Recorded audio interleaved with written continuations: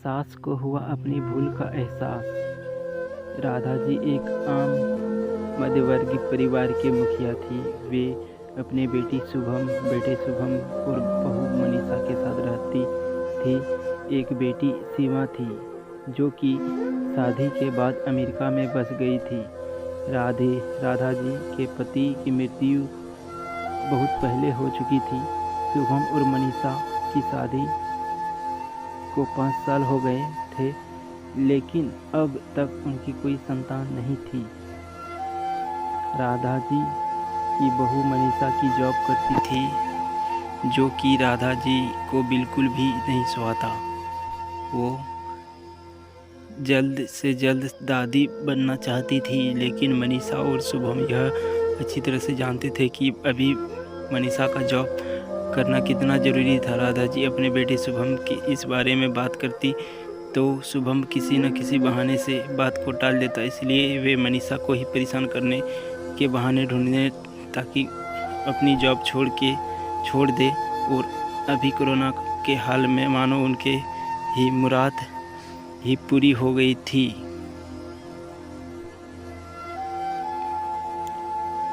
हालांकि वे दिल की बुरी नहीं थी, लेकिन पोते की चाह में वे न चाहते हुए भी ऐसा कर जाती थी। अपनी हम उम्र सहेलियों को दादी बनते देखकर उनका मन दुखी हो जाता था। उस दिन भी घर में ऐसा ही कुछ हुआ। ऑफिस में काम की वजह से मनीषा देर तक सोती रही और राधा जी को बहुत खासा मौका मिल गया।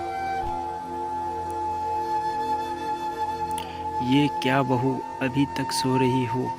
पता है सुबह के 10 बज गए हैं। शुभम भी बेचारा कब से उठकर ऑफिस के काम पर लग गया है और तुम हो कि अभी तक सो पड़ी हो। चलो अब उठकर सबके लिए चाय नाश्ता बना लो। मुझसे कुछ हो नहीं पाता, वरना मैं तो तुम्हारे भरोसे कभी नहीं ना रहती, खुद ही सब कर लेती। सारी माँ जी, वह देर रात तक काम चलता रहा, इसलिए सुबह ही सो पाई थी, इसलिए समय का पता नहीं चलता। आप चलिए, मैं अभी जल्दी से आती हूँ। हाँ ठीक है।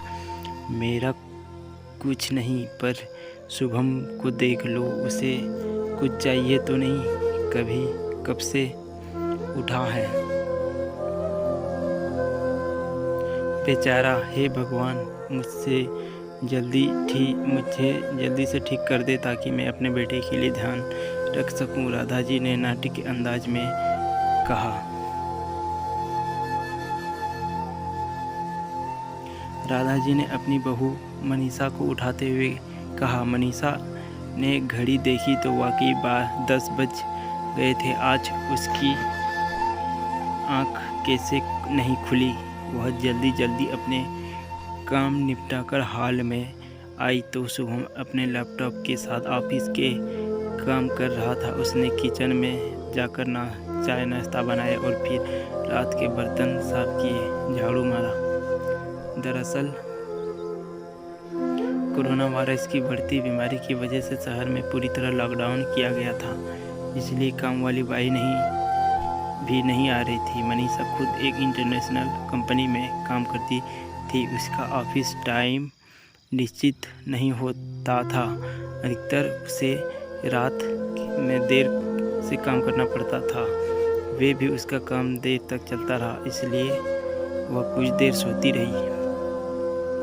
मनीषा नहाकर आई तो देखा उसकी सास अपने कमरे में अपनी सहेली से फ़ोन पर बात कर रही थी। बातचीत में अपना नाम सुनकर मनीषा सास की बात सुनने लगी। अरे शारदा, तुम भी अपनी बहू को ज़्यादा सर पर मत बैठाओ। बहू को ज़्यादा उड़ने दोगे तो कल को अपनी नौकर के चक्कर में। वीडियो अच्छा लगे तो सब्सक्राइब करें फ्रेंड्स।